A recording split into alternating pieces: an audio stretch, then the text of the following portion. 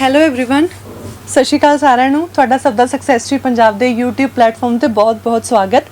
ਮਾਈ self ਯਸ਼ਵਿਨੀ।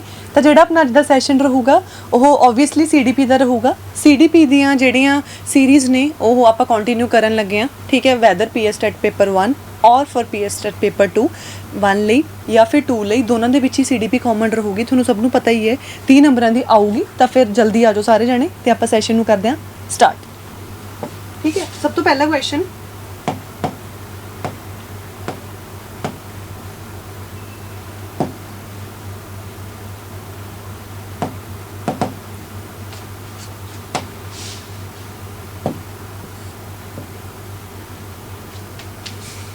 Inclusive education involve. देखो पहला question है इंक्लूसिव एजुकेशन दे। देखो अपना अज दा सैशन दे विच मिक्स क्वेश्चनस रहणगे, ठीक है। मोस्ट इंपॉर्टेंट अगर मैं गल करा एक्सपैक्टेड क्वेश्चनस, ठीक है। इंक्लूसिव एजुकेशन का की मतलब है, किहड़ी चीज़ इहदे विच इंक्लूड हो रही है, ठीक है। प्रोविजनिंग अ बैरीयर फ्री इन्वायरमेंट, कहंदे इदां दा इन्वायरमेंट जिहड़ा बैरीयर फ्री होवे, जिहदे विच कोई बंदिश ही ना होवे, बैरीयर ही ना होवे। पहली ऑप्शन वही कह रही है बैरीयर फ्री इन्वायरमेंट, बिल्कुल ठीक होगी जी ये option. Separation of children based on their abilities, आपां पहले ही गलबात करी सी कि जिहड़े नैगेटिव टर्म्स हुंदियां ने, ठीक है। अगर एक गल करी जाए, देखो वेट अ मिनट,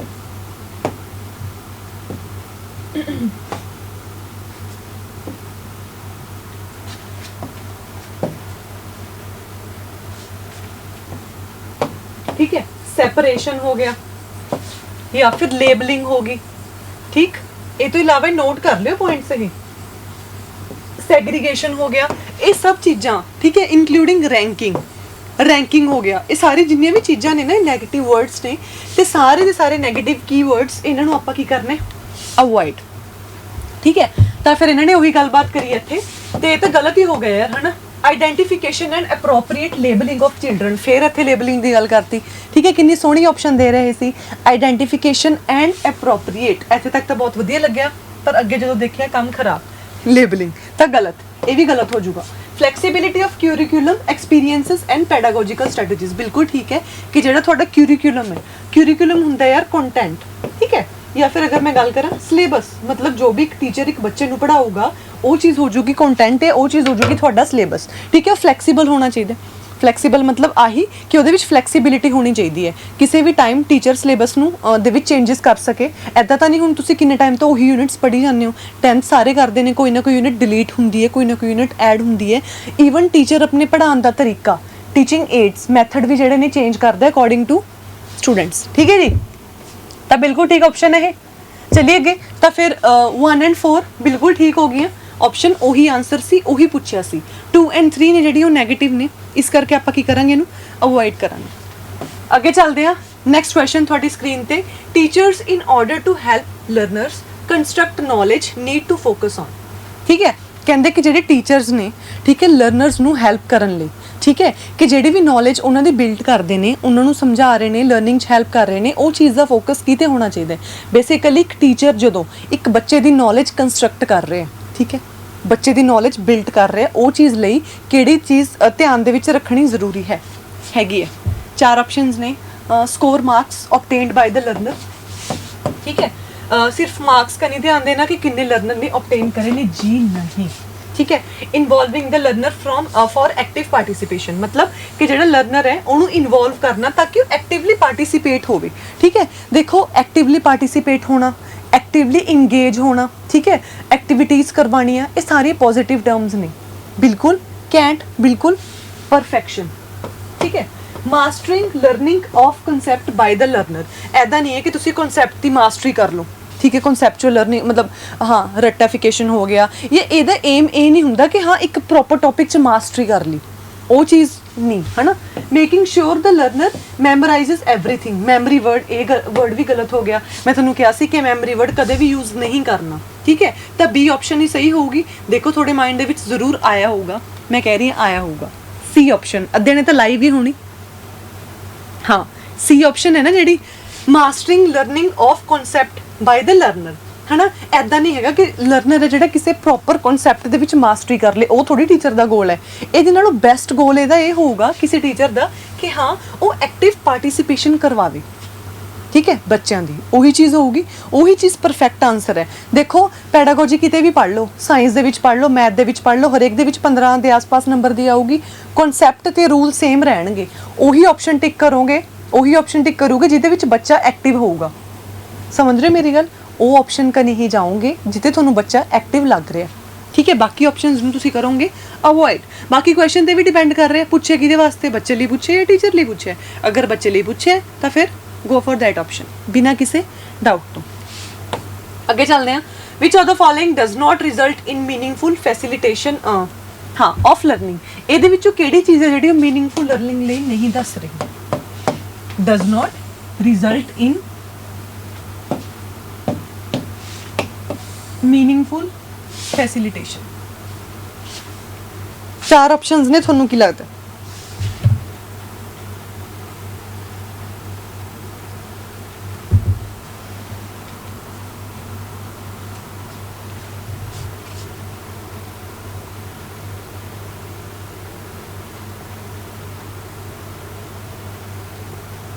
देख लेने connecting new knowledge to pre existing knowledge. कहते जी नवी नॉलेज है उन्होंने पुरानी नॉलेज नाल की करना, कनैक्ट कर देना। प्रमोटिंग रैपीटिशन, ये तो पहली ऑप्शन तो बिल्कुल ठीक है, पहली ऑप्शन तो पॉजिटिव है, ठीक है कि तुसी जो भी नवी नॉलेज पढ़ रहे हो वो पुरानी नॉलेज से डिपेंड होंदी ही होंदी है। तुसी कोई नवा कॉन्सैप्ट पढ़िया, ठीक है, थोड़ी प्रीवियस नॉलेज भी तो देखी जाऊगी ना, क्योंकि आप एक यार स्कीमा ही देख लो, स्कीमा दे विच की हुंदा है, जिहड़ी चीज़ थोड़े दिमाग दे विच पई है, जो इन्फॉर्मेशन है ਉਹਦੇ ਵਿੱਚ ही तुसी नवी चीज़ ऐड ऑन करदे हो ना, तो पुरानी नॉलेज तो किते गई ही नहीं। ठीक ਉਹੀ चीज़ है, किते भी लिंक कर लो किसी भी चीज़ ਨੂੰ, कॉन्सैप्ट पता होना चाहिए कि हाँ न्यू नॉलेज है, इनू प्री एग्जिस्टिंग नॉलेज नाल कनैक्ट करना। प्रमोटिंग रैपीटिशन एंड रिकॉल, ये नैगेटिव वर्ड है, आप गलबात करी सी पहला भी कि हाँ जिन्हें भी नैगेटिव वर्ड्स ने यू शुड अवॉइड दैम, ठीक है। या फिर रैपीटिशन होवे, रिकॉल हो गया, मैमरी हो गया, ये सारी चीज़ां नैगेटिव कॉन्टैक्स्ट दे विच यूज़ कीतियां जांदियां ने पैडागोजी नूं लैके, ठीक है। तो यही गलत है, जो गलत है वही सही है क्वेश्चन के अकॉर्डिंगली, तो यही आंसर हो। Use of example and non example, ठीक है, एग्जाम्पल्स भी यूज करो, नॉन एग्जाम्पल्स भी यूज करो, उस तो इलावा भी चीज़ां दसो, बिल्कुल ठीक है, सही गल है। Encourage multiple ways of looking at a problem, एक प्रॉब्लम लई बहुत सारे मल्टीपल वेज, बहुत सारे राह देखने, बहुत सारे सोल्यूशंस, वो चीज़ भी बिल्कुल ठीक है, ठीक है। एक प्रॉब्लम नूं अलग अलग एंगल तो देखना, बिल्कुल ठीक ऑप्शंस ने ए सी ते डी, गलत केड़ी होगी बी, वही पूछी गई है। चलिए अगे, हाँ next question, which one of the following is the most suitable to improve children learning. कहते कि बच्चों की लर्निंग नूं इंप्रूव करन लई केड़ा सुटेबल है मैथड, ठीक है। Regular assessment, test should be conducted, regular test लो, teacher should explain the content using different example and illustrations, ठीक है। कहते कि जो टीचर है उन्होंने जो कंटेंट है वो यूज करना चाहिए अलग अलग एग्जाम्पल्स लैके, ये ऑप्शन देख सकते हैं आप, एक बार साइड पे रख लो इनू कि हाँ पॉसिबिलिटी है। All type of learning material should be there in the class, एक गलबात है ही नहीं बी ए एंड सी च, क्यों? क्योंकि हर तरह का लर्निंग मटीरियल होवे, ये चीज़ तो चिल्ड्रन लर्निंग नू किदां ही इंप्रूव करूगा, राइट। अगे चलते हैं नेक्स्ट ऑप्शन पे, teacher should facilitate children to interact with each other on real life situation. Reality जो एक्चुअल लाइफ ਦੇ ਵਿੱਚ ਸਿਚੁਏਸ਼ਨਸ ਹੈਗੀਆਂ ਨੇ, ਟੀਚਰ ਨੂੰ ਬੱਚੇ ਨੂੰ ਫੈਸਿਲਿਟੇਟ ਕਰਨਾ, ਇਨਕਰੇਜ ਕਰਨਾ ਕਿ ਤੁਸੀਂ ਇੱਕ ਦੂਸਰੇ ਨਾਲ ਇੰਟਰੈਕਟ ਕਰੋ, ਠੀਕ ਹੈ। ਤੇ ਇੰਟਰੈਕਸ਼ਨ ਇਦਾਂ ਦੀ ਹੋਵੇ ਕਿ ਜਿਹੜੀ ਬੇਸਡ ਹੋਵੇ ਕਿਹਦੇ ਉੱਪਰ ਟਿਕੀ ਹੋਵੇ, ਰੀਅਲ ਲਾਈਫ ਸਿਚੁਏਸ਼ਨਸ ਦੇ ਉੱਪਰ। ਬਿਲਕੁਲ ਬੈਸਟ ਆਪਸ਼ਨ ਹੈ, ਕਿਤੇ ਬੈਸਟ ਆਪਸ਼ਨ ਹੈ ਬੀ ਨਾਲੋਂ ਤਾਂ ਅਗਰ ਗੱਲਬਾਤ ਕਰੀ ਜਾਵੇ ਤਾਂ ਬੈਸਟ ਆਪਸ਼ਨ ਹੀ ਚੂਜ਼ ਕਰਾਂਗੇ, ਦੂਸਰੀ ਕਿਉਂ ਕਰਾਂਗੇ, ਹੈ ਨਾ। ਤਾਂ ਇਹ ਜਿਹੜੀ ਆਪਸ਼ਨ ਹੈ ਗਲਤ ਹੋ ਜੂਗੀ D. Next question, in learning assessment is essential for. Learning दे विच कि है इन्होंने जी असैसमेंट है, ठीक है, वो असैंशियल है किहड़ी चीज़ लई, स्क्रीनिंग टेस्ट, ठीक है, स्क्रीनिंग टेस्ट लिए जरूरी है, ठीक है। दूसरा मोटिवेशन, यस बिल्कुल ठीक, मोटिवेशन ही आंसर आऊगा। फिर fostering of the purpose of segregation and ranking, जी नहीं, काम खराब, रैंकिंग आ गया, सैग्रीगेशन आ गया, दोनों नैगेटिव वर्ड्स ने आप गल करी सी, इनू आप करांगे अवॉइड, ठीक। ग्रेड्स एंड मार्क्स, मार्क्स हो गए, ग्रेड्स हो गए, ये सारिया जिहड़ी चीज़ां ने इनू की करोगे इग्नोर। तो बेस्ट ऑप्शन मोटिवेशन रहूगी, ठीक है ना, असैसमेंट लई जिहड़ी सब तो ज़्यादा जरूरी हुंदी है, ठीक। चलिए अगे,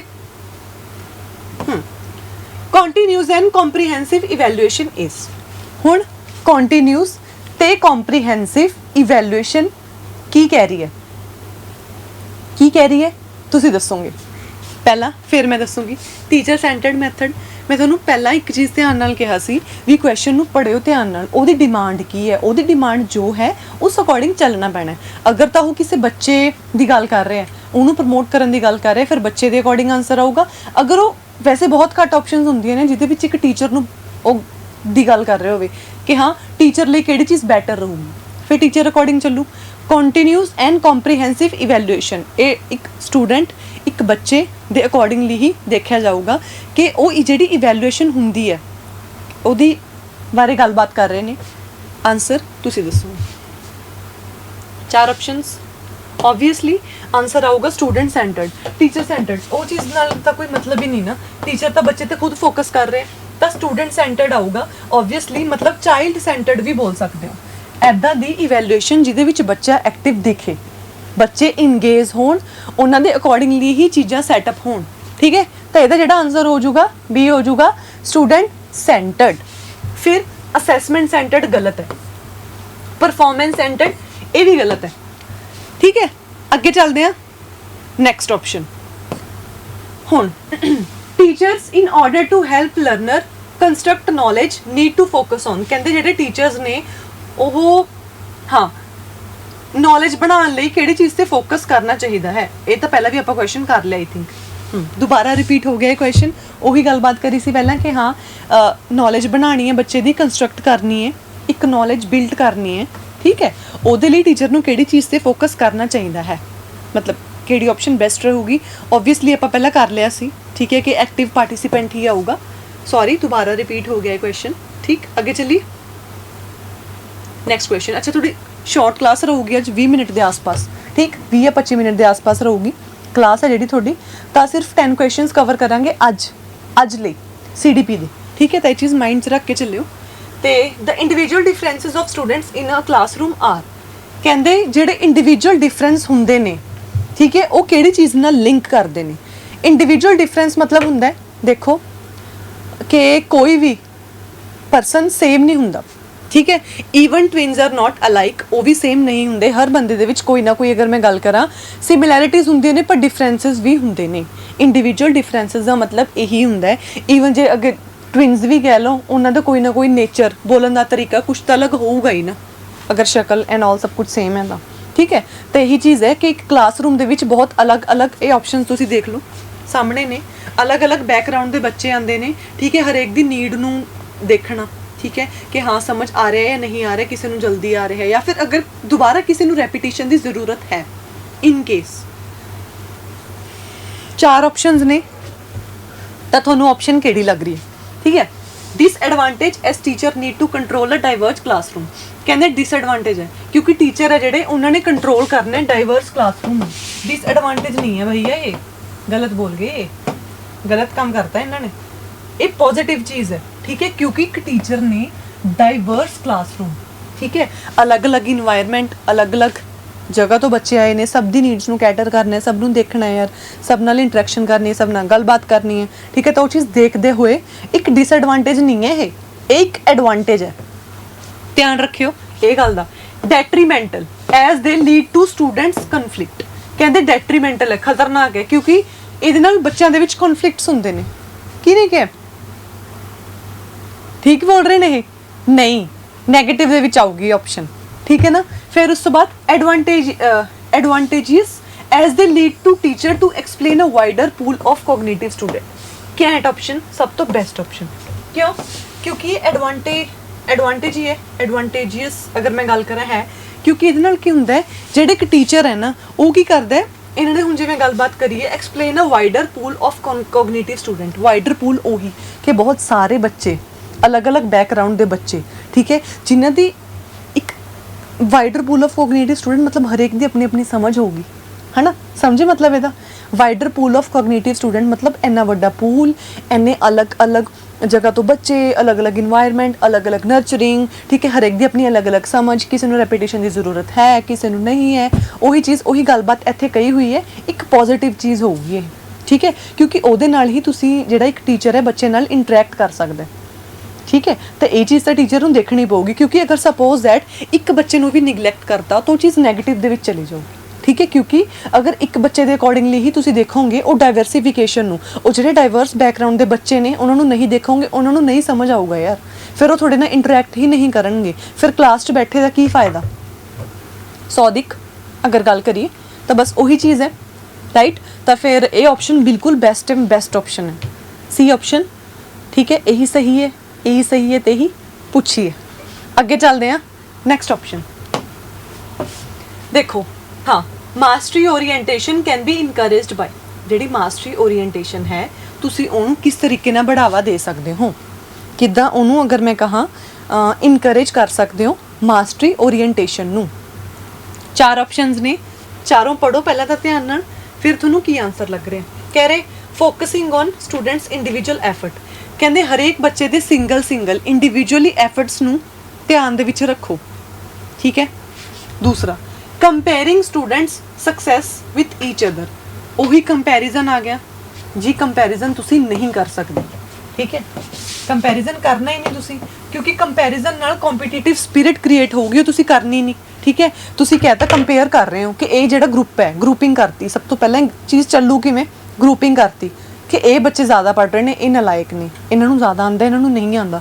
ਐਬਿਲਿਟੀਜ਼ ਦੇ ਬੇਸਿਸ ਦੇ ਉੱਪਰ ਸੈਪਰੇਸ਼ਨ ਕਰਤੀ, ਇਹਨਾਂ ਦੀ ਅੱਛੀ ਐਬਿਲਿਟੀ ਹੈ, ਜਲਦੀ ਸਮਝ ਲੈਂਦੇ ਨੇ, ਇਹਨਾਂ ਦੀ ਲੋ ਐਬਿਲਿਟੀ ਹੈ, ਇਹ ਜਲਦੀ ਨਹੀਂ ਸਮਝਦੇ, ਠੀਕ ਹੈ। ਕੰਪੀਟੀਟਿਵ ਸਪਿਰਿਟ ਪਤਾ ਕਿਵੇਂ ਕ੍ਰੀਏਟ ਕੀਤੀ ਜਾਂਦੀ ਹੈ, ਇਹ ਚੀਜ਼ ਕਹਿ ਕੇ ਕਿ ਹਾਂ ਮਤਲਬ ਤੁਹਾਨੂੰ ਸਮਝ ਨਹੀਂ ਆ ਰਿਹਾ, ਤੁਸੀਂ ਲੋ ਡੀਮੋਟੀਵੇਟ ਫੀਲ ਕਰਾ ਦੇਣਾ, ਠੀਕ ਹੈ। ਯਾਰ ਤੁਸੀਂ ਇਹਨਾਂ ਦੇ ਬਰਾਬਰ ਉੱਠੋ, ਯਾਰ ਕਰੋ ਕੁਛ, ਉਹਨਾਂ ਦੇ ਬਰਾਬਰ ਉੱਠੋ।